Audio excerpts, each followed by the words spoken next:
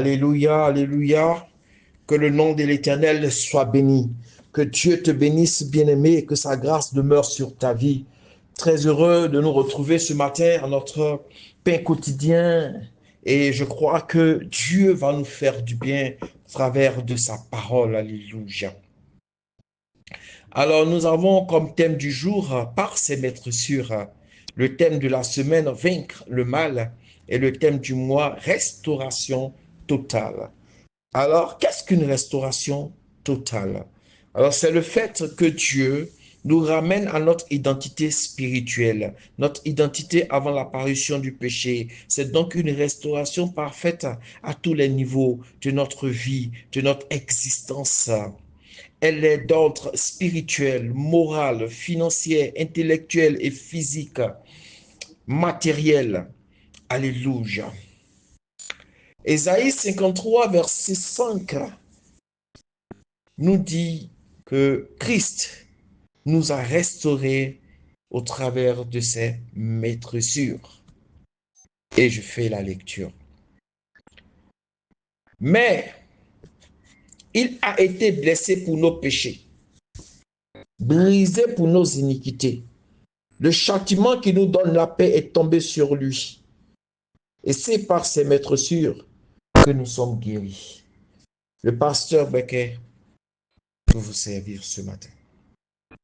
Alors, le premier paragraphe de notre texte nous dit que Christ a été blessé pour nos péchés.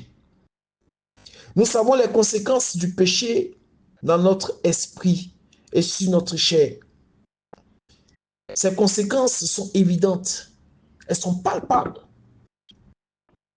Mais notre Seigneur a accepté de porter ces déformations, ces lésions physiques dans sa propre chair, afin que la nôtre soit préservée. Quelles que soient les blessures, bien-aimées, qui hantent ta vie, qui troublent tes sommeils, sache que notre Seigneur a été blessé pour que ton corps ne soit pas recouvert de blessures, pour que ton âme soit restaurée. Le deuxième paragraphe nous dit qu'il a été brisé pour nos iniquités. L'iniquité qui nous parle d'une injustice vécue. Laisse-moi te faire savoir qu'il n'y a pas plus grande injustice que la condamnation qui a précédé la mort de notre Seigneur Jésus, car elle n'était basée sur aucun fondement, tant sur le plan spirituel, juridique que moral. Quelle que soit l'accusation dont tu fais l'objet, dans ta famille, dans ton travail, même au niveau de ta conscience, laisse-moi te dire que pour tout cela, Christ a été brisé afin que tu sois libre. Alléluia.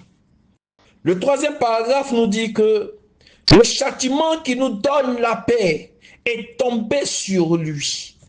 Christ a été divinement châtié. Ce châtiment que méritait tout pécheur est tombé sur lui.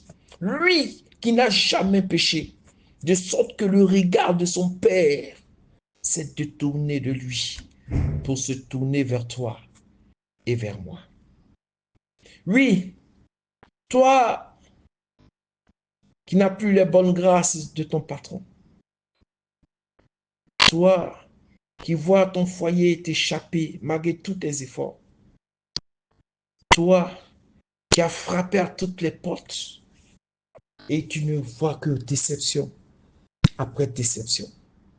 Arrête de pleurer, car si Dieu pendant un moment a détourné son visage de son fils à la croix, c'est bien pour porter ce regard sur toi et sur ta situation, afin de t'apporter une solution. J'ai une bonne nouvelle pour toi ce matin, bien-aimé. Oui, une très bonne nouvelle. C'est que notre Seigneur Jésus a été meurtri afin que tu sois guéri.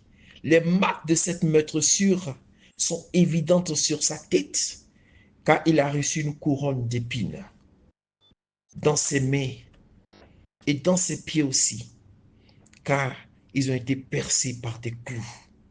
Tout cela afin de t'apporter une restauration. Alors prends un moment de joie, un moment de gloire pour être reconnaissant. Je ne sais pas si tu attendais quelque chose de lui cette année, que cela soit ou pas, sois reconnaissant déjà pour ce qu'il a accompli pour ta restauration totale. Que Dieu te bénisse. Shalom, bénédiction. Amen.